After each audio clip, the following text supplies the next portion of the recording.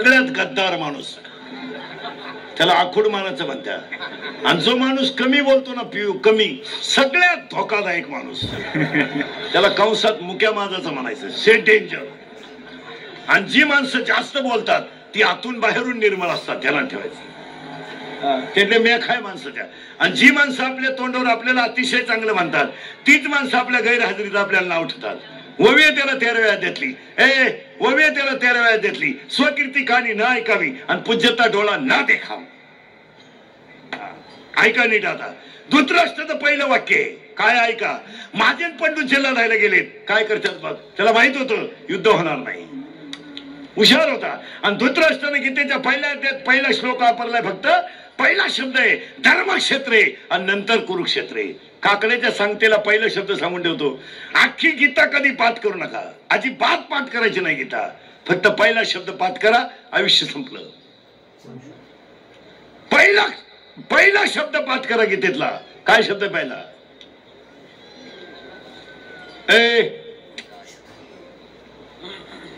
गीतेतला पहिला शब्द काय? धर्मक्षेत्री. धर्मक्षेत्री. मग पहिलं काय करा? बोला पटकन. पहिलं काय करा? धर्म टिकवा. आणि आज काय बुडाला? धर्म. धर्म बुडाल्यावर जग सुधारलंच कसं? आणि तुम्ही काय बुडवलाय? चांगला वाजवतो पण गण लावित नाही, चांगला गातो पण माळ घालीत नाही, मग आग लावितो का त्या परमार्थाला? काय माणसं म्हणले तो फार सुंदर गातो पण क्वार्टर हाणतो, आग लावतो या भजनाला. काय आग लावतो त्याला? जयाची ऐक धड नाही तयाचे परत्र पुष्टी काय? त्याला काय उपयोग? एक वेळेस माणूस हलकट असला तरी चालेल, पण चांगला असून हलकट वागणारा नसावा. ओरिजिनल हलकट असलं तर चालेल.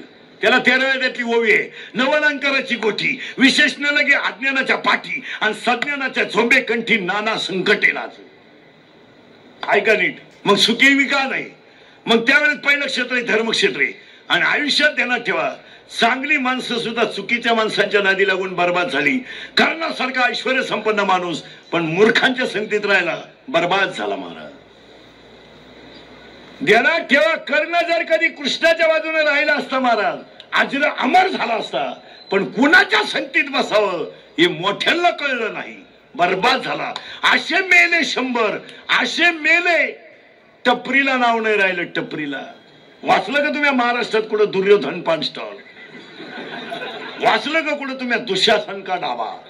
बाबा का ढाबा आहे पण दुःशासन का नाही? वाचलं का तुम्ही दुशीला बार? माझं वाक्य मरेपर्यंत ध्यानात ठेवा, विद्वान माणसं सुद्धा मूर्खाच्या संगतीने बर्बाद होतात. झालीत का नाही? आणि महाराज इतका हुशार करणं होता. तुम्ही विद्वान ऐकणारे पटकन सांगतो, इतका हुशार करणं होता महाराज. पाण्यामधून बाण वर मारायचा, पाण्यात पाहिलेल्या माशाचा डोळा वर उडवायचा, या विचारात होता तो. द्रुपद राजाने स्वयंवर मांडलं होती. द्रौपदी आशाला द्यायची का जो पाण्यात चित्र पाहून वर मासा उडवेल. महाराज कर्णाने डेअरिंगच केली. वा वा, हुशारच होता तो. अहो द्रौपदी मुळात कर्णाला मिळालीच होती. तुम्ही मला झालं कसं? झालं कसं नाही, त्यानं धनुष्याला बाण लावलाच होता, पण घोटाळा असा झाला तिथं कृष्ण हजर होता. आणि ही मोठी माणसं दुसऱ्याला उतरून देत नाही. तुम्ही बा एकदा चेअरमन झाले माणसं परत होऊन देतील नको, तू तीनदा नको, एकदाच बरं. लोकांना माणसं पुढे गेलेली चालत नाही. कृष्णानं काय केलंय महाराज नीट ऐका. आता कर्ण मास्याचा डोळा उडवणार आणि द्रौपदी कर्णाला मिळणार. अहो इतका हुशार कृष्ण होता. आता मोठाच माणूस तो. त्यानं द्रौपदीकडे पाहिलं आणि द्रौपदीनं कृष्णाकडे पाहिलं. काहीच केलं नाही महाराज, काहीच नाही. असं वर पाहिलं आणि खाली डाव्या पायाचा अंगठा हलवला. खुर्चीवर बसलो होत ती, असा अंगठा हलवला. खुर्चीवरची माणसं डेंजर असते. हात हलव, अंगठा हलवला. द्रौपदीनं वळ खायचं ते वळ खाल्लं आणि उठली ना द्रौपदी. आणि काय म्हणली माहिती का? मला स्वयंवरच मान्य नाही म्हणून या गाण्याला मिळाली ती. का मोठे लोक लई चित्र होती महाराज. आता ऐका नीट, नाही तर द्रौपदी कर्णाला मिळालीच होती, फक्त कर्ण बर्बाद कशामुळे झाला? हे कशाला बरोबर झाला संगतीने. ऐका पुढचं उदाहरण. पिंजरा चित्रपटातला गुरुजी अजिबात वाईट नव्हता. परत वाक्य नीट ऐका. पिंजरा चित्रपटातला गुरुजी अजिबात वाईट नव्हता. त्याचा हेतू त्याचा हेतू चांगलाच होता. आणि तो ज्या बाईच्या नादी लागला ना त्याचा हेतू मुळात चांगला होता. फक्त पिंजरा चित्रपटातल्या गुरुजीला इंद्रिय ताब्यात धरता आली नाही म्हणून कुत्र्यासारखा मिळाला, नाही तर विद्वानच होता. बरोबर आहे. पुढे जाऊन सांगा. एकच पेला नाटकातला सुधाकर अजिबात वाईट नव्हता. संगतीनं वाईट झाला. पुढे जाऊन सांगा. वाल्या कोळी अजिबात वाईट नव्हता. डाकूच्या संगतीनं वाईट झाला. आणि रावणासारखा हुशार नव्हता. पण अंकारानं लंका जळाली द्वारका बुडाली. मरेपर्यंत ध्यानात ठेवायचं. अंकारानं लंका जळाली आणि द्वारका बुडाली. मग तुमचं माझं वाटोळं फक्त मित्रांनी केलं. आता कीर्तन संपल्यावर घरी जाताना प्रत्येकानं आपले दोस्त तपासायचे आणि त्याला सांगितलं भाऊ बस शेवटची गाठ आपली, परत गाठ घ्यायची नाही. नाही नाही तू माझ्या गाडीवर येऊ नको, येऊच नको. तुम्हाला माणुसकी गेली उडत, तू गाठच घेऊ नको. आणि जर तुम्हाला चांगलं जगायचं असेल तर कधी एक वाक्य लिहून ठेवा. नालायकांमध्ये बसून इज्जत आणि इस्टेट घालवण्यापेक्षा कधीतरी माळकऱ्यात बसून हरिपाठ पाठ करायला शिका. जरा चांगल्यात बसा. कायम डोळे लाल करणाऱ्यांमध्ये काय बसू. वाक्य नाही का. मैत्री करायची तर बुद्धिमानाशी करा आणि दुश्मनी करायची तर विद्वानाशी करा. हलकटाचं काय नाही लागत. ज्याला बायको हाणती त्याची काय गाठ घेतो तू.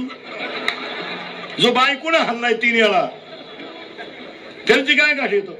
अरे गाठच घ्यायची तर विद्वानाचीच घ्या ना. हलकटाशी काय व्हायला लागला. तुझ्या मोठ्या गाडीत मोटरसायकल वाला लहान गाडीत तो हरण वाजवला म्हणून त्याच्या कानपट्टीत ठेवून दिली. हरण वाजवलं जो मला त्रास झाला. दीर्घ लय पुरुषार्थ झाला. नादी लागायचं तर चांगल्याच्या लागा ना. दुश्मनी करायचे का मोठ्याशी करा. मी काय म्हणतो पुढचं वाक्य आहे का. येड्यांच्या काय नाही लागलं. काहींच्या अंगाला कापड नाही. कापड कोटर आणत ती मागून खिचटी फाटेल. पुढचं लावून तो फोडून टाकेन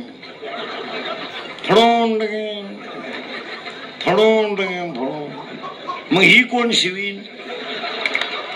आणि त्याच्या नादी लागायचं का आला मरायला. त्याची चड्डी त्याला मिळालं आणि आपली मग समजा मानलंय त्यानं शरीला होती याडाची तू पुढे जाय. त्याच्या काय नाही लागत. एक ध्यानात ठेवा महाराज.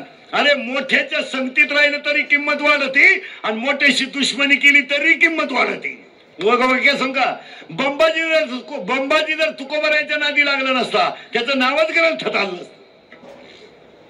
रामेश्वर भट जर तुकोबरायच्या विरोधात उठला नसता तर त्याचं नावच गाठ्यात आलं नसतं. पुढे जाऊन सांगा.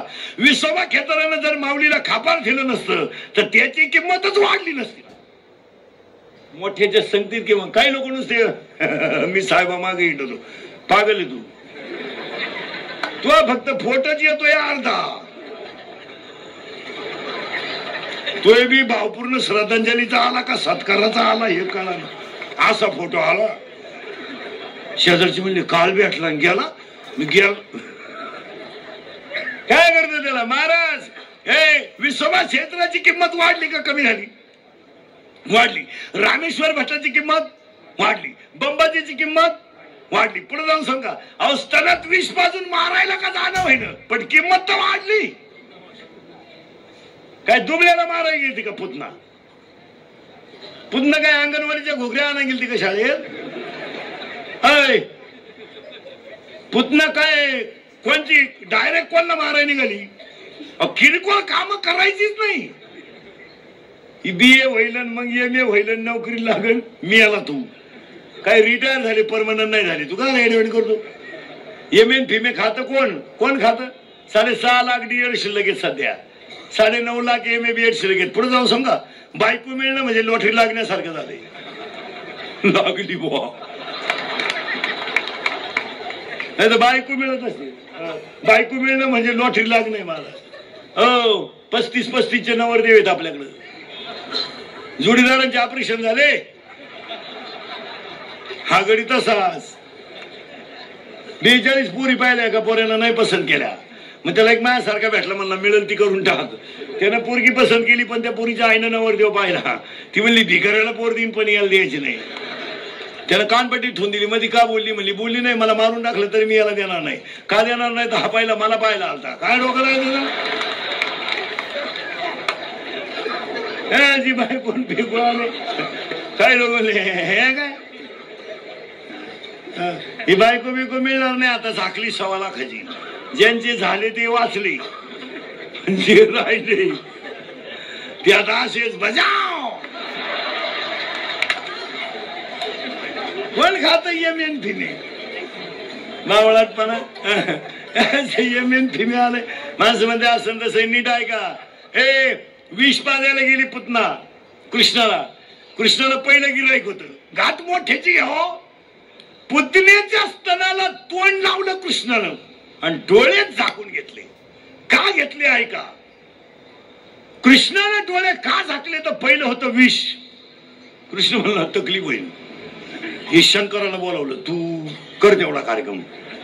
कारण विष कोणी घ्यावा? शंकरानं. विष प्याले. हा म्हणला दूध आपल्याला. दूध संपलं, रक्त आलं. कृष्ण म्हणला रक्त नको आपल्याला. मग रक्त कोणी प्यायचं? ज्यांचे विचार आसुरी आहे, ज्यांचे विचार आसुरी आहे आणि ज्यांची प्रवृत्ती राक्षसी आहे, त्याच लोकांनी मांसाहार करायचा असं शास्त्र आहे महाराज. कोणी करायचं नाही. हे नाही. काय लोक हे नाही चालत. ती भूत आहे. काही बरळू नको. काय माणसं म्हणते बा असं का करतं? उत्तर ऐका. कुठे चाललो होतं आपण? परत ध्यानात ठेवा. कुरुक्षेत्रावर युद्ध सुरू झालं आणि अर्जुनाला मोह झाला. इथं आपण 10 मिनिटापूर्वी होतो.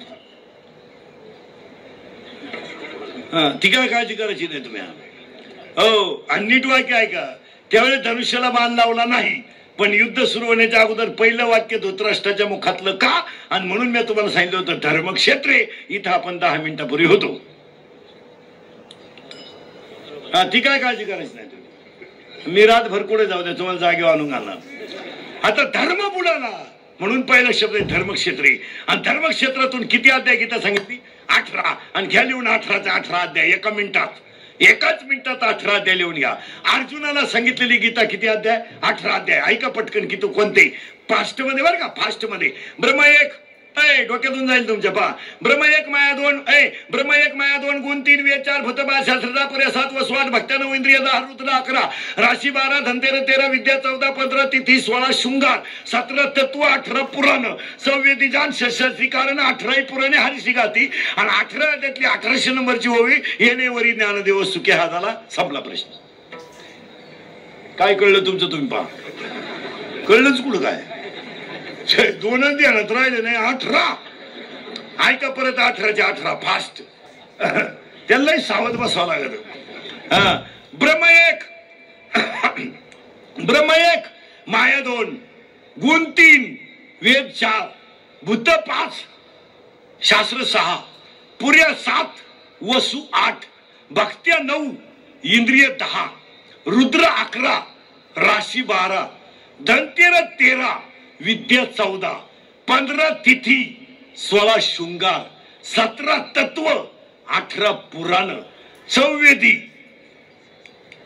ज्ञान 46 शास्त्री 18 आणि शेवटचं 19 तू आणि 20 मी येणेवरी ज्ञानदेव सुखी हा झाला. आणि तू आणि मी कळलं बरोबर भक्ती. पुन्हा मुद्दे यायचे पहिल्या सुरुवात झाली तेव्हाच्या. भक्ती म्हणजे काय? मी आणि तू जाणं आणि जे शिल्लक राहील तिचं नाव. मग दुश्मनी करायची तर बरेचशी करायची, मैत्री करायची. महाराज रोज उदाहरण सांगतो मी. दुश्मनाला सुद्धा चांगलं म्हणण्याची प्रवृत्ती असावा. दुश्मनाला सुद्धा. आणि दुश्मन आपला दुश्मन विचारानं असावा, तत्वानं असावा का असायचं म्हणून असावा? तत्वाने असावा, विचारानं दुश्मनी असावा. हा तो BA ला आहे, आपण BSc ला आहे. काय दुश्मनी व्हायचं काम आहे? त्याचा विषय आपल्याला नाही, आपला विषय त्याला नाही. आपलं तत्वज्ञानाशी भांडण असावं. आणि आपलं भांडण कसं आहे? पुढं काय गेला म्हणून भांडण आहे. तुम्हाला मोठ्याचं उदाहरण सांगतो एका मिनिटात. बारीक ऐका उदाहरण. मोबाईल मध्ये घेऊन जा आणि रोज घरात ऐका. रोज ऐका एवढं उदाहरण. तुम्हाला मला आयुष्यामध्ये फक्त 3 माणसापासून धोका आहे. 1 मित्र, 2 भाऊबंद आणि 3 पाहुणे रावळे. आपल्याला प्यायला कोण शिकवली? मित्रानं. क्वार्टर तोंडाला लावली कोण? आपल्या मित्रानं. आपल्याला अधोगतीला न्यायचा प्लॅन रचला कोणी? मित्रांनी. आपल्याला त्रास दिला कोणी? भाऊबंधांनी. आणि आपण मूर्ख आहे याचा प्रचार केला कोणी? नातेवाईकांनी. ह्या 3 हलकटांच्या कधी नादी लागायचं नाही. आणि यांच्या जो नादी लागला त्याचं वाटूळ झालं. तुम्हाला मोठ्याचं उदाहरण सांगतो, नीट ऐका मला. एकदम मोठ्याचं उदाहरण. 1 मिनिटात 4,30,000 माणसं होती रावणाच्या घरात. 4,30,000. रावणाच्या घरात माणसं होती 4,30,000. त्याला कुपनाव साखर किती मिळत असेल? हो, किती माणसं होती लिहून ठेवा. 80,000 बायका होत्या. 1,00,000 पोरं होते.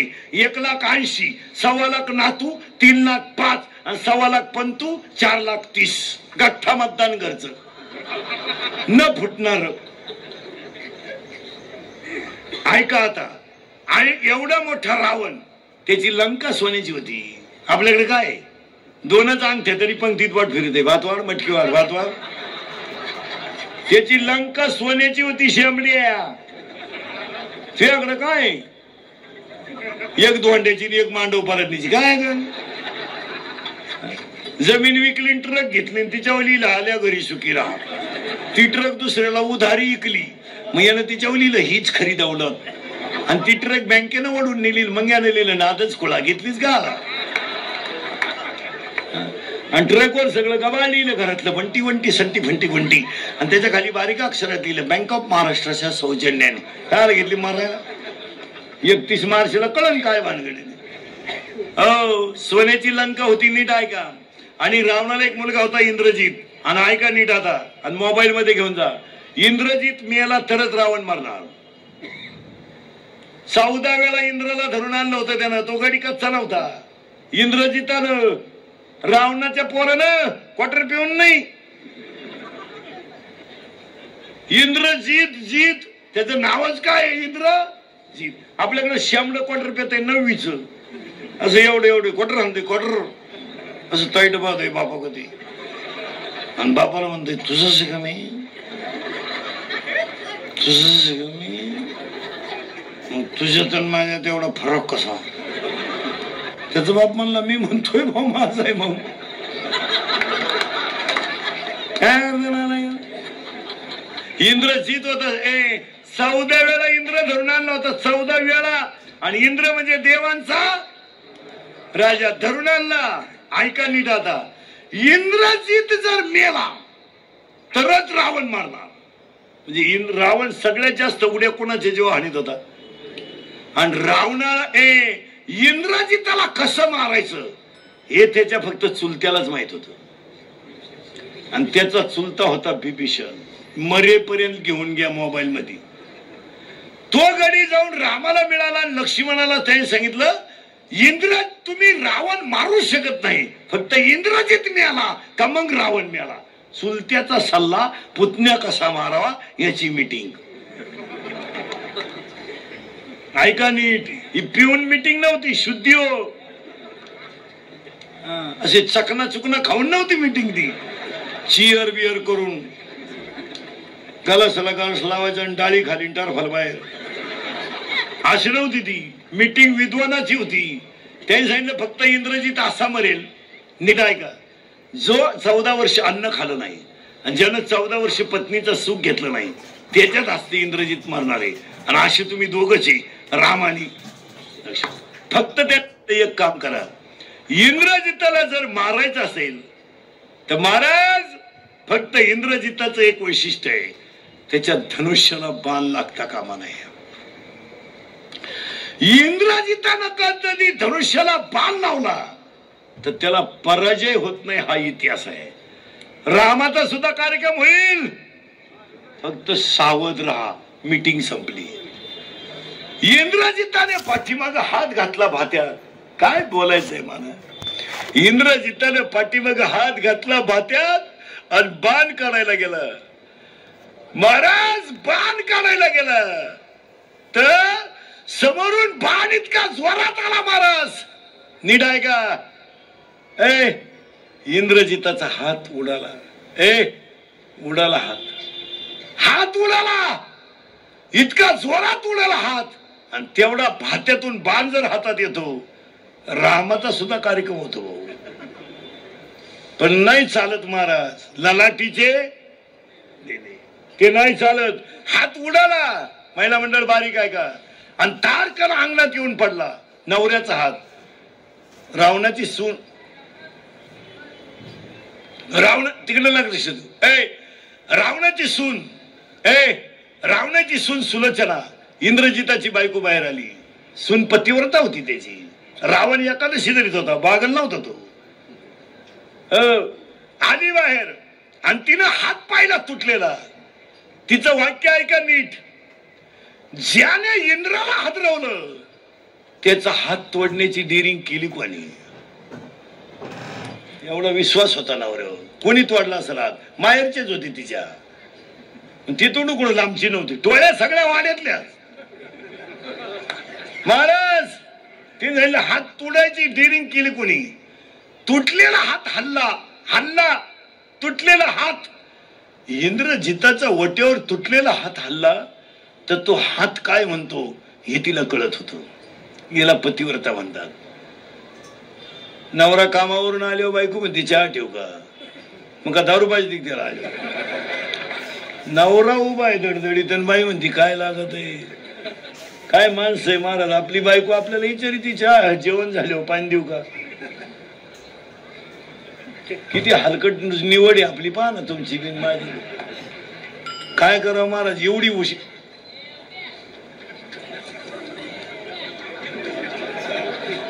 एवढी हुशार,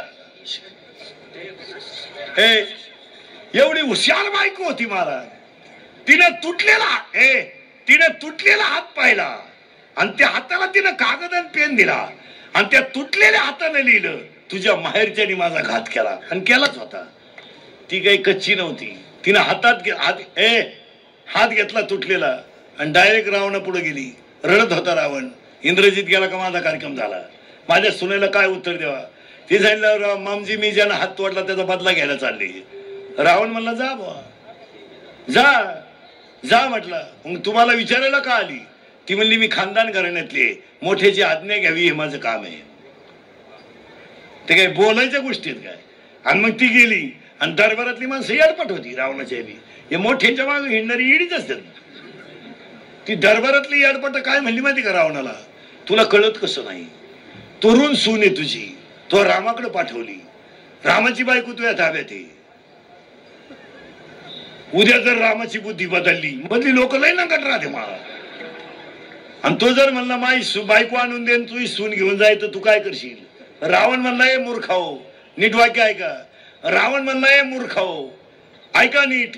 ज्या राज्यात रामासारखा राजा आहे, लक्ष्मणासारखा भाऊ आहे आणि सीतेसारखी पतिव्रता आहे, त्या राज्यात स्त्रीवर अन्याय होणार नाही याची मला गॅरंटी आहे.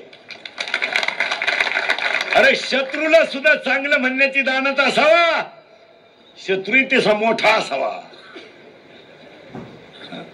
आपल्या थोरल्याने गाडी घेतली धाकट्या मला लुटलो बा काय जळ काय. आपल्या एखाद्यानं गाडी घेतली ना तर आपली माणसं दरिद्री आहेत, हसत सुद्धा नाही. हप्त्यावर घेतली असं काय मुळ्यात तू खात तुझं हसणं मरून दे जाऊ दे. एखाद्यानं लय उंडा घेतला पुरीत खोड असेल, अरे गप ना. पण तू एखाद्याने घेतलंच नाही लफडा, अरे पण तू गप ना. डोकाला अहो महाराज दुश्मनाला सुद्धा चांगलं. मला एक सांगा याच्यापेक्षा विद्वानपणा असेल? अहो जाऊ द्या राम आपला दुश्मन आहे पण चांगलाच आहे हे म्हणण्याची प्रवृत्ती कोणची होती? रावणाची. आणि सख्या भावाची पुतण्या मारायची मीटिंग होती. एकाच बापाची होती दोन्ही बी. मग मला सांगा आपल्याला बाहेरचे चांगले का जवळचे? मग नादी लागायचंच नाही या तिघांच्या. मित्र भाऊबंध पाहुणे रावळे आग लागू दे त्याला. हो मंददारीनं प्रश्न विचारला होता रावणाला, तुम्हाला मला सवती किती? फक्त खोटं बोलायचं नाही. रावण म्हणला एकादशी मी खोटं बोलत नाही. रावण एकादशीला खोटं बोलत नव्हता. ती म्हणलं रावण म्हणला 80,000. ती म्हणली मग त्यातली आवडती कोणती तुम्हाला? रावण म्हणला गोठाळा झाला. मंदोदरी पुढे दुसरीचं नाव घेता कसं? मग तर भांडण होईल. रावण म्हणलं तू हा प्रश्न मला का विचारू राहिली? ती म्हणली मग रामाची लाडकी सीता पळवताना तुम्हाला लाज कशी नाही वाटली? तो काय कच्ची, ती काय कच्ची नव्हती, पतिव्रता होती महारथी, काय बोलायच्या गोष्टी कध्या. मग रावण म्हणतो, मंदोदरी म्हणली गप्पा आण नका, फक्त माझ्या प्रश्नाचं उत्तर द्या, तुम्ही तुमची इच्छा सीतेकडून का पूर्ण करून घेतली नाही? ऐका आता लय बारीक, तुम्ही तुमची इच्छा सीतेकडून का पूर्ण करून घेतली नाही? डोळे पाणवले रावणाचे, रावणाच्या डोळ्याची कड ओली झाली आणि रावण मंदोदरीला म्हणतो, मंदोदरी सीतेकडून माझी इच्छा मी कालही पूर्ण केली असती, आजही केली असती आणि आताही केली असती. मी सीता वायुमार्गाने आणली, हनुमान येईल लंका पेटविल ही भीती मला नाही. मंदोदरी म्हणते वेदाच्या गप्पा सांगू नका, पडून आणलेल्या सीतेकडून तुम्ही तुमची इच्छा का पूर्ण केली नाही? रडला रावण महाराज, रडला. रावणाच्या डोळ्याची कड ओली झाली आणि रावण मंदोदरीला म्हणतो, मंदोदरे मी माझी इच्छा आताही पूर्ण केली असती, आता सीता माझ्या ताब्यात आहे, पण तुला म्हणून सांगतो मंदोदरी मी माझी इच्छा का पूर्ण केली नाही? ऐक, मी सीता पळवायला गोसाव्याचं रूप घेऊन जेव्हा झोपडी पुढे गेलो ना, तेव्हा मी सीतेला म्हणलो होतो माय भिक्षावाडा, मी खानदान बघताय, लंका जळाली तरी चालेल पण माय ह्या शब्दाला मी धोका देणार नाही, याला रावण म्हणतात. लंका गेली महाराज अख्खी. बीटी बचाओ ज्याचं भाषण आहे त्यानंच बायको चेक करून आणली, आणि भाषण बीटी बचाओ आहे. मुलगी वाचवा, तुम्ही चेक करून आणा. इथं माय शब्दाला धोका द्यायचा नाही ना. अख्खी लंका गेली तरी गेली. कुंभकर्ण म्हणला का रे लय गप्पा आणतो, आणि मग तू तर रामाचे कपडे घालून सीतेला वश करायला गेलता, तेव्हा का बोलतो? त्यावेळेसचे वाक्य ऐका रावणाचे. कुंभकर्णाला रावण म्हणतोय मी सीतेला वश करायला रामाचे कपडे घालून गेलो, रामाचे कपडे घालून सीतेला वश करायला गेलो, पण तुला म्हणून सांगतो मी सीतेच्या समोर रामाचे कपडे घालून उभा राहिलो आणि सीतेनं माझ्याकडे पाहिलं. खळखळा डोळ्यातल्या पाण्याच्या धारा रावणाच्या खाली आल्या आणि रावण म्हणतो सीतेनं माझ्याकडे पाहिलं, तुला म्हणून सांगतो कुंभकर्ण नजरेला नजर भिडली, माझ्या शरीरातला काम गायब झाला रे, काम गायब झाला. एवढी सीता पतिव्रता आहे, एवढी सीता. रडला आणि रावण म्हणतो पुढचं सांगू तुला, माझ्या शरीरातला काम गेला तर जाऊ दे रे, माझ्या शरीरातला काम गेला तर जाऊ दे, पण माझी मंदोदरीच मला आई दिसायला लागली, याच्यापेक्षा वाईट काय? वथेरमधली फटे अभ्यास करीत नका जाऊ कधी. लोक कोणाबद्दलही काय बोलत आहे, सगळ्या बाया त्या काही काहीला शिवाय देत्या. काही काही ना राम वनसाला पाठवला आणि काही काही ना वनसाला पाठवला. रामाची चूकच नव्हती काय? तुम्ही म्हणाली येडा आणलं कोणी, रामाची चूक काढी तरी. मला येडं नाही, मला गांडू म्हणा, मी पटवून देणार मला. मी तुम्हाला वव्यान प्रमाण पाठ पर्यंत तुम्हाला माहिती म्हणून सांगतो. मंदोदरी ही जमदाग्नी ऋषीची पत्नी रेणुका होती. मंदोदरी ही जमदाग्नी आपलं कैकई ही जमदाग्नी ऋषीची पत्नी रेणुका होती. नवऱ्यानं बायकोला पाण्याला पाठवलं, पाणी आणायला उशीर झाला म्हणून नवऱ्यानं बायकोचं मुंडकं उडवायला लावलं पोराला. ज्यानं उडवलं तो होता परशुराम, जिचं उडवलं होतं ती होती रेणुका, आणि ज्यानं उडवायला लावलं होतं तो होता जमदाग्नी ऋषी. आणि तीच रेणुका पुढं कैकई झाली आणि तोच परशुराम पुढं राम झाला, आणि आईनं पोराचा बदला घेतला. गैर काय? आणि हे माझं म्हणणं नाही, रामाचं म्हणणं आहे स्वतःच. प्रभू रामचंद्र म्हणतात आई जी आरती मी वनवासाला जातोय ना, ती आरती मी कधीतरी एखाद्या आईचा छळ केलेला असावा आणि त्याचं कर्म भोगावं लागलं. मग काकड्याच्या सांगतेला सांगून ठेवतो नुसते गण लावून देव भेटू नका. रातभर भजन केल्यानं देव भेटत नाही. मेले जपी तपी सपनात नाही. मेलो आम्ही 20-20 वर्ष टाळ कुटू कुटू, अजून माझ्या सपनात नाही देव आला. मला म्हणला सुद्धा नाही तो काय चाललंय का, तू असाच मरतो आलडून. कधी बी ध्यानात ठेवायचं महाराज. एक वाक्य नाही ऐका ना, आजच्या कीर्तनात पहिलं एक वाक्य लिहून ठेवा, म्हणजे पुढे सरकायला अभंगाच्या. आयुष्यामध्ये तुम्हाला देवाचं भजन करता आलं नाही तर करूच नका. माळ घालताच आली नाही तर घालू नका. कुणाचं चांगलं करताच आलं नाही तर करू नका. पण ईश्वरासारख्या आई बापांना आणि संतांना कलंक लावू नका. हीच देवाची पूजा, हीच देवाची पूजा. देव चोळल्यानं देव भेटत नाही, आला तर फडतो मरायला. देव चोळल्यानं कुत्रा आलं त्यांना देव फेकून आला कुत्र्याला. काय देव पूजी तू. हो काय करू नका, आला गुरुवार पुढच्या महिन्यात. करा करा. अरे काय लबाडे हे. 4 गुरुवार पैकी एखाद्या गुरुवार नवऱ्याच्या बाहेर पडली का? नाही नाही. मी आणलं कुठून? एवढी तरी माहिती आहे का तुम्हाला? नीट आहे का? एवढी तरी माहिती आहे का तुम्हाला? काही एकट्या लक्ष्मीची कधी पूजा करू नये. एकट्या लक्ष्मीची कधी पूजा करू नये. लक्ष्मी सहित शोभे. तुम्हाला एवढं तरी डोकं आहे का? चालल्या पोथ्या. पार्वतीनं गुरुवार केला आणि शंकर पिऊन आला, काय उपयोग झाला? पार्वतीचा दणका उठलाय, दुर्गे दुर्गट भारी तुझं संसारी. शंकर आला काळ्या पिशीत मटण घेऊन, 2-4 कुत्री त्याच्या माग पिशीत नेली कुत्र्यानं, लिंबूच घेऊन आला. पार्वतीचा दणका उठलाय, दुर्गे दुर्गे भारी. शंकर म्हणला कफोन टाके कफोन. मग पार्वतीनं आरती बदलावली, घाली लोटांगण. काय करता मग? माझं कीर्तन आहे, माझं कीर्तन ऐकून गेलेल्या माणसाला 6 महिने अटॅकन बीपी येत नाही. एकटा हसतो घरी गेल्यावर.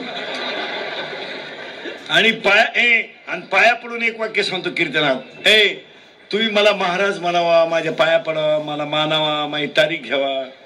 म्हणून मी कीर्तनात कधी वाईट नाही बोलला. मी कीर्तनाला कटाळलेला माणूस. मला फेटे का पाहिलं तरी मुंगे येते. आता नको, लय आरडलो महाराज, माझी कॅपॅसिटी संपली. पाय सपाट झाले उभं राहून, तरी 90 करतो महिन्याला. आता हे 3रं आहे सकाळपासून, तरी तुमच्यापेक्षा फ्रेश आहे का नाही? तुमची अडचण काय आहे बा? इथं येऊन असं बसतो म्हणजे एक काय पगार खुटला का तो? काय झालं? एक खरं सांगतो महाराज, मी कीर्तनात वाईट बोलतो याला 2च कारण आहे. तुमचं चांगलं व्हावं म्हणून वाईट बोलेल. एक, आम्ही तुम्हाला बोललंच पाहिजे, तुम्ही आमचे नियम ऐकलं पाहिजे. आणि 3रं वाक्य सांगू, मी तुमच्या मुलासारखं आहे, तुम्ही माझ्या मायबापासारखे आहेत. माझं एखादं वाक्य तुम्हाला वाईट वाटेल, पण तुम्ही माझ्या मायबापासारखे आहेत. आज तुम्ही आमच्या ज्या वाक्याला हसता, तेच वाक्य एक दिवस तुम्हाला उद्धारून नेतील, हे ध्यानात ठेवा. माझं एक वाक्य जरी कीर्तनातले घेऊन गेले ना तुम्ही, तोच फायदा आहे. एवढं बोलल्यावर जर एखाद्यानं लाच सोडली, दारू सोडली, तरच माणसं सुधारतील. कीर्तन ऐकल्यानं काय फरक पडतो? अजिबात परत हे कुठाने करायचे नाही. पोथ्यान बिथ्या जरा पोरांना नीट शिकवा, त्यांना जरा आरत्या बिरत्या शिकवा. बोलता येते का तुला? म्हणजे तू अभ्यास करीत आहे तिचा? मग आई मूर्ख आहे का पोरगी? आई करेक्ट.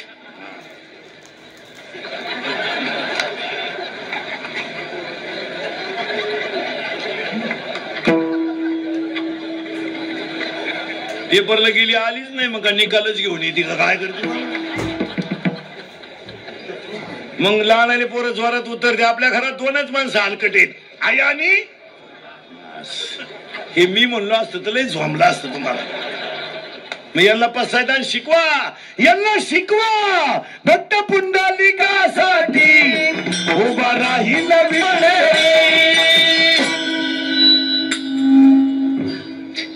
आहे की नाही मजा? इथं नाच ना, ते डांबरीव नाचत. इथं नाच नाही येड्या. इथं देव नाच. इथं देव नाचला देव. एखादा जर म्हणेल बा मी BA, देव नाचला इथं नाचा. शिकवा ना पोरांना घरात. गेला हरी कुण्या गावा. मजा आहे इथं, मजा आहे. हे लावा प्रेम. शेंबड्यापुरीच्या प्रेमात पडलं आणि तिला म्हणतो कभी कभी मेरे दिल में ख्याल आता है. तो 4था नंबर येड्या. 3 जण मेले शेंबड्या. कभी कभी मेरे दिल में. आणि याला अक्कल नाही, तरी हे काय म्हणतो माहिती का? हमें और जीने की साहस न होती अगर तुम न होते. चैन वरवड हम जिएंगे छत्रपती शिवाजी महाराज की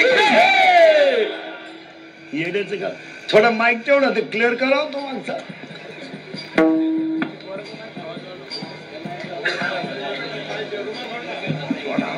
रुमाल सोड करून दाखवते त्याला शॉक बसवतो म्हणजे माया वाटाचं कामच केलं त्यालाही बसवतोय शॉक. पण आता बोलाव कसं दुसऱ्याच्या गावात कीर्तन आणि म्हणतोय तसं त्यालाही शॉक बसतो. पण आपण चिटकून मिळालं तरी चालत पण ते नाही म्हणायचं नाही भाऊ चांगलाच म्हणायचं. विडारा हे बऱ्या थोडं माग जायचं. दुश्मनाला सुद्धा चांगलं म्हणण्याची ताकद रावणात होती. इथं आपण 30 मिनिटापूर्वी होतो.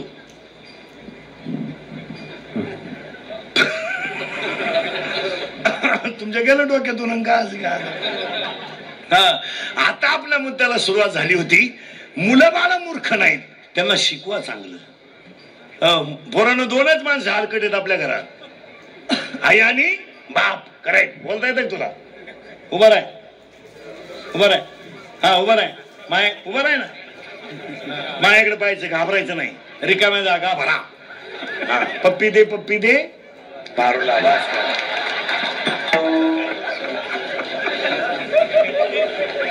बाजारला जायला उशीर व्हायला वाट माझी बघतोय रिक्षावाला. करेक्ट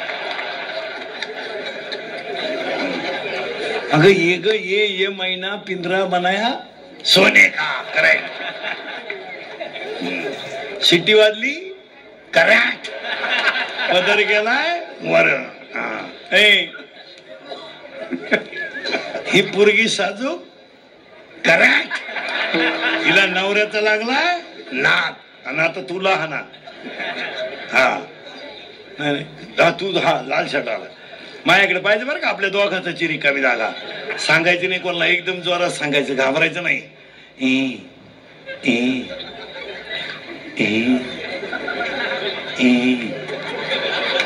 आता तरी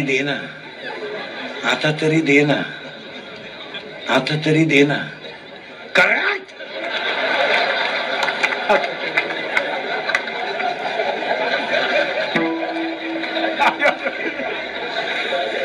पप्पी दे म्हणलं. पप्पी आमचे दिवस बोगस गेले रे.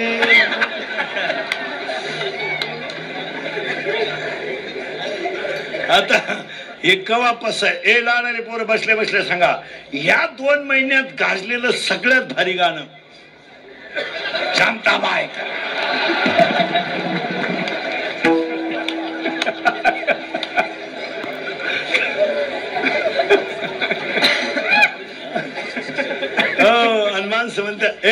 हनुमान समंत इंदुरीकर काही बोलतो मी पागल आहे. हा सूर्य ना हा चित्र. मी तुमच्या मुलासारखा आहे. महिला मंडळ एक वेळेस भाजीला तेल कमी असलं तरी चालेल पण चांगली मुलं ही त्या घराची खरी श्रीमंती आहे. मुलं चांगली हे बा भजण्याचं पोर भजण्या झालं त्यात काय विशेष नाही. डॉक्टरचं पोरग डॉक्टर झालं काय नाविन्य नाही. कीर्तनकाराचं पोरग कीर्तनकार झालं काहीच विशेष नाही कारण त्याच्या घरात ते वातावरण आहे. पण गरीब माणसाचा मुलगा जर डॉक्टर झाला तर ही जगातली सगळ्यात मोठी श्रीमंती. हमाली करणाऱ्या कंपनीत काम करणाऱ्या माणसाचा मुलगी जर SP झाली PSI झाली तर त्या माणसाच्या आयुष्यभरती त्याची शान आहे. गरिबीत त्यानं मुलगी मोठी केली. खेड्यातून मुंबईला राहायला आला. हो आणि जी माणसं गरिबीतून शिकतात तीच त्यांनाच परिस्थितीची जाण असते. बाकीचे उतरत आहे. हो जी माणसं खेड्यातून बाहेर आली आज सगळी मोठ्या पदावरची लोक मराठी मीडियमचीच आहेत. मला सगळ्या टॉपच्या पेमेंटवर कोण आहे मराठी मीडियम. MPSC दिलेले कुठले मराठी मीडियम. जी माणसं गरीब घराण्यात जन्माला आली ना तीच माणसं आज मोठी झाली. पण जी मोठ्याच्या घरात जन्माला आली वाटून झालं त्यांचं. त्यांची ईडी पोरं निघली. ईडी नवरी बाल नेलं ते मिवणीला खुणवायचं काय करत हो काय उपयोग आहे त्याचा महाराज कधी ध्यानात ठेवायचं आणि बसलेल्या सगळ्या माणसांना सांगून ठेवतो मी तुमच्या मुलासारखा आहे आयुष्यामध्ये काकड्याच्या भाजनाच्या शेवटच्या दिवशी एकच वाक्य ध्यानात ठेवा आईच्या गालावर हसू आणि बापाच्या चेहऱ्यावर समाधान हीच पांडुरंग प्रसन्न करण्याची क्रिया पांडुरंग पंढरपूरला का आला कशाला आला आज आपण खेड्यातून आलो पोरं ध्यानात ठेवा महिला ध्यानात ठेवा विशेषतः महिला हे बिचारे एवढे लोक आहेत ना हे पोट भरायला इथं आले पण नीट वाक्य ऐका महिला म्हणलं तुम्ही आयुष्यामध्ये काही गोष्टी कमी करा पण मुलगी चांगली बनवा आणि मुलींसाठी एक वाक्य सांगतो आयुष्यात पाया पडून सांगतो तुमच्या आयुष्यामध्ये तुम्हाला जसं जगता येईल तसं जगा पण तुमच्या बापाची मान समाजात खाली होईल असं वागू नका बसलेली माणसं ध्यानात ठेवा महाराष्ट्रासारख्या पवित्र मातेत वृद्धाश्रम निघतो याच्यापेक्षा वाईट परिस्थिती काय बसलेली माणसं मला सांगा वृद्धाश्रम असावा का नसावा नसावा याची लाज कोणाला असावा वृद्धाश्रमामध्ये गरीबाची पोर बाप नाहीत श्रीमंताची बाप आहे तुम्ही सगळे सर्व्हिसवाले ध्यानात ठेवा तुम्ही खेड्यातून येताना आपण ती 9 साडीतली आई होती आपली खेड्यातली बिचारीच्या डोक्याला तेल नव्हतं पायाला चप्पल नव्हती पण ईश्वरासारखं प्रेम तिनं मुलावर केलं त्याच्यानंतर आपल्याला प्रेम करणारं भेटलंच नाही कोणी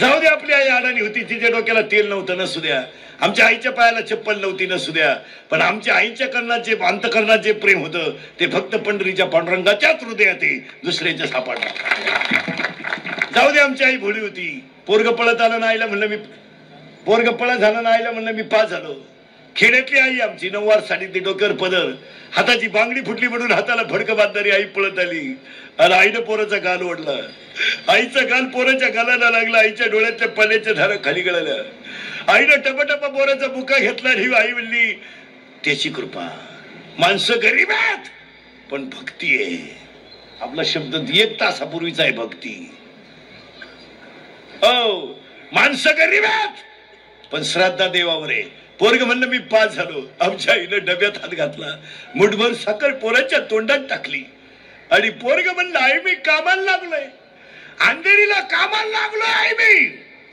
कधी जायचंय उद्या सकाळी आमच्या आईनं रात्री मुलाचे कपडे धुतले दगडावर कपडे धुतले गरिबी ही कधी माणसाला लाजून भोगू नये आनंदानं भोगावं प्रारब्ध आहे ते काय आपल्या घरात पाहुणा आला चहा आला साखर नाही ना सुद्धा काय फरक पडला सांगून टाकायचं बुवा चहा केला असता त्याला दया आली देईल तो एखादा टन घेऊन घालू आणि नाव ठेवायचं तर ठेव तू तरी कोणत्या लायकीच आहे तो का फाजलाय आम्हाला त्याला काय घाबरत काय हा माझ्या अंगात शर्ट आहे फाटला तरी माझा आणि मलाला तरी माझा जर मला बसलेल्या पैकी एखादा म्हणला का फाटका घातला दे घेऊन नाही घातला मग बोलतो म्हणून मर तिकडे मग उलट तुला काय तू तरी कुठं लायकीच आहे तू तरी कुठं लई शहा नाही तुला संध्याकाळी रिक्षा टाकून आणायला लागत तू आम्हाला हरिपट शिकतो वाक्य ध्यानात ठेवा ज्या गोष्टी शास्त्रात आहेत ना त्या माणसाने बिनधास्त करायचं त्याला लाजायचं अजिबात नाही आमची आई लाजली नाही मस्तपैकी संध्याकाळी पोराचे कपडे दगडावर धुवायला काढले आणि आमच्या आईनं कान आरशा पुढे केला कान पटकन बसा कान पुढे केला कान आणि आईनं कान पुढे केला महाराज कानातलं मोडलं सोनाराच्या काचेवर आईच्या डोळ्यातल्या पाण्याच्या धारा टपटपा खाली गळाल्या आमची आई सकाळी लवकर उठली बनियन घे कोलगेट घे टॉवेल घे अंडरपॅन्ट घे गोदाडीने मातृभक्ती पितृभक्ती शब्दभक्ती आहे मातृभक्ती काय प्रेम मुलावर गोदडीने पोरग म्हणलं मुंबईला गोदडी भोळी असते आमची आई काय बोलायचं देवच साधी आई काय म्हणली माहिती का थंडी वाजन मी घेते स्टँडवर आणि घातली ना आमच्या आईनं गुणीत गोधडी खेड्यातलं स्टँड म्हणजे बाबळीचं झाड आमची आई बाबळी खाली येऊन उभी राहिली आणि एसटी आली बाबा आणि एसटीतून 2-3 माणसं उतरली आणि आमची आईची एसटी चढली आईनं पोराच्या मांडीवर गोधडी दिली अपमान नको पोराचा आणि खिडकीजवळ उभी राहिली पोरानं एसटीची काच खाली केली आणि हात बाहेर काढला पोराचा हात बाहेर दिसला आणि शेताचा बाण फुटावा तसा कंठ दाटून आला आई रडायला लागली. एसटी निघून गेली. हात हालत होता. आई रडतच होती. 8 दिवसाने पोस्टमन आला आणि म्हणला पत्र आहे. आमची आई म्हणली माझ्या भाऊचं आहे. माझ्या ह्या म्हणण्याला ताकद काय महाराज? अहो संतांनीच फक्त म्हणावं माझ्या विठोबाचा प्रेम माझ्या भाऊचं पत्र आहे, वाचून दाखव. पोस्टमन म्हणला वाचून दाखवतो पण फोडून पाव दे. आमची आई खेड्यातली हो. चहा घे, चहा घे. पोस्टमन चहा प्याला. हातामध्ये बशी रिकामी आणि पोस्टमन पत्र वाचायला आणि आई पैकत्र ऐकायला. ऐका बरं पत्र कसं होतं. सगळे ऐका पत्र कसं होतं. त्रितुरबाईच्या शिवेशी चिरंजीव त्या दंडवत. पत्रास कारण की प्रवास चांगला झाला आई. खोली मिळाली आई. मी कामाला जायला लागलो आई. सारखी तुझी आठवण येते आई. तब्येतीची काळजी घे, दादांची काळजी घे. पगार झाल्यावर येईल. बाकी सगळं ठीक आहे. संपला पहिला पॅरेग्राफ. आणि दुसरा पॅरेग्राफ ऐका. सांगायचं राहिलं आहे तुला. सांगायचं राहिलं आहे तुला. रस्त्याने येताना गाडी एका ठिकाणी जेवायला थांबली आहे. आई गाडी जेवायला थांबली. गाडीतली माणसं खाली उतरली आणि रस्त्याच्या कडेला माणसं जेवायला बसली ना आई. तो बांधून दिलेली भाकरी आई मी सोडून पाहिली. तो बांधलेली भाकरी आई मी सोडून पाहिली. तो माझ्यासाठी बनवलेली चटणी आई तव्यावर तशीच राहिली. आईच्या डोळ्यातल्या पाण्याच्या धारा बशीत पडाव्या आणि पोस्टमनने पुढे पत्र वाचावं. पगार झाल्यावर येईल. येताना तुला एखादी चांगली वस्तू घेऊन येईल. तुझा खाली सई. आईच्या डोळ्यातल्या पाण्याच्या धारा पत्रावर पडाव्यात.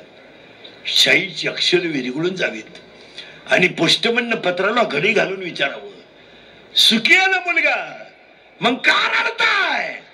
कपकन पदर डोळ्याला लावून म्हणावा मुंबईला राहतो तरी मला सुखी राहायला सांगतो. याला आई म्हणतात. हो याला आई. अरे त्याच आईच्या भाकरी आपण पगार वाढला तर कमी केल्या. लाज नाही वाटली जगायला.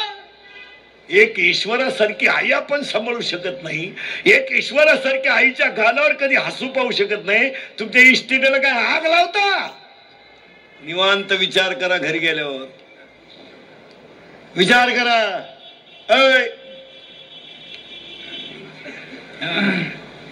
आई आहे ती. आणि आई ज्याला कळली त्यालाच विठ्ठल रुक्मिणी कळली. बाकी ज्याला कळून काय करता. काय बोलले काही लोक तर काय म्हणले माहिती का. काकड्याला फार लवकर उठावं लागतं.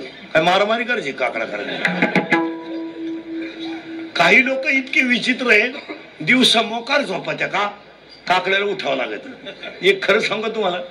कसाही काकडा केला ना कसाही 60 मिनिटाच्या आत काकडा होतो. आम्ही त्याच्यातलेच का चोर आहे. काकड्याला काय म्हणायचं असतं. पहिली मालिका रूपपा तलोचिनी विठ्ठल रुक्मिणी. उचिनीचे काही पुण्यवंत व्हावे. सुंदरते ध्यान नको ब्रह्मज्ञान. उठा उठ्या प्रभा झाली तुझी या निडळी. ज्ञानियांचा राजा राहावा आता ह्याची ध्यान. चित्ती तुझे पाय आणि चित्ती तुझे पाय आणि शेवटचा अभंग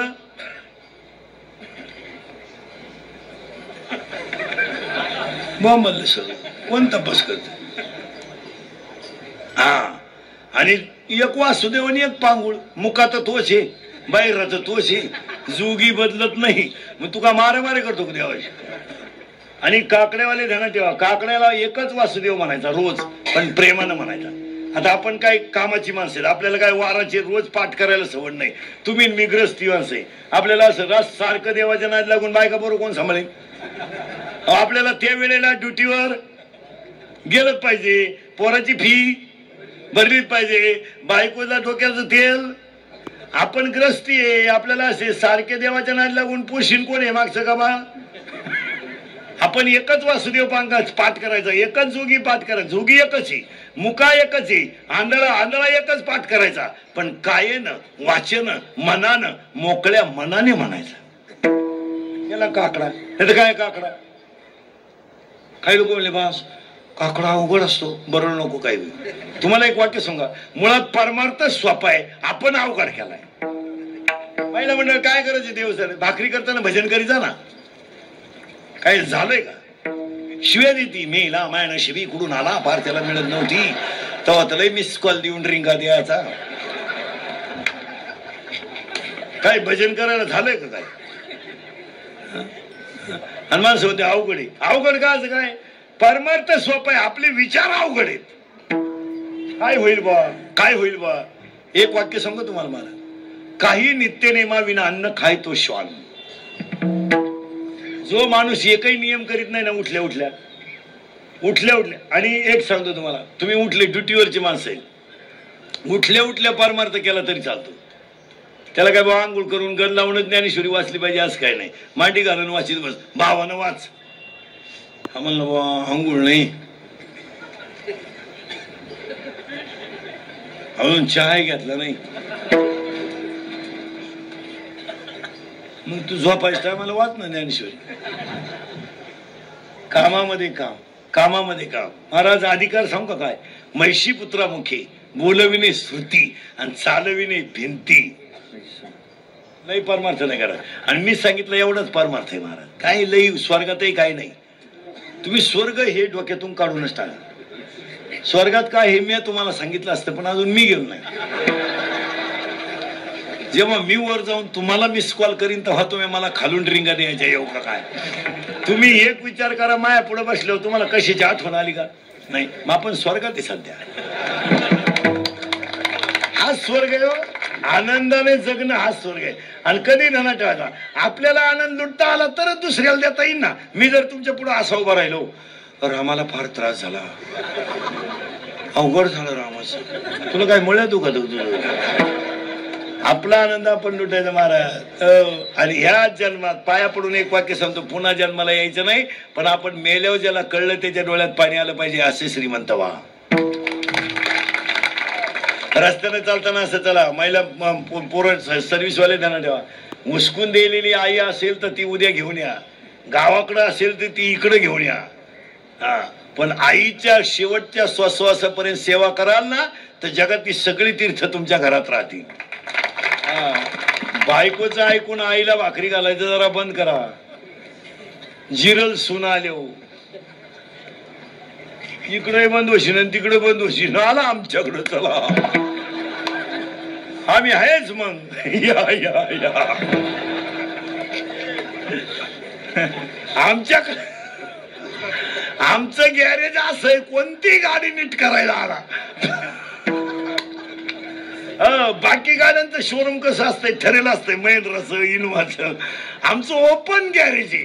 आंधळे बैरे येडे पोरानं हाणेल, सुनानं दम देईल, कुणी या या रे या रे आमच्याकडे या. पोरानं मस्त जगा. सर्व्हिसवाले त्यांना आई बापाची सेवा तरच काकडा, नाही तर पुढच्या वर्षी नाही केला तरी चालत. झाले 25 वर्षी. आणि मुलींसाठी एक वाक्य सांगतो,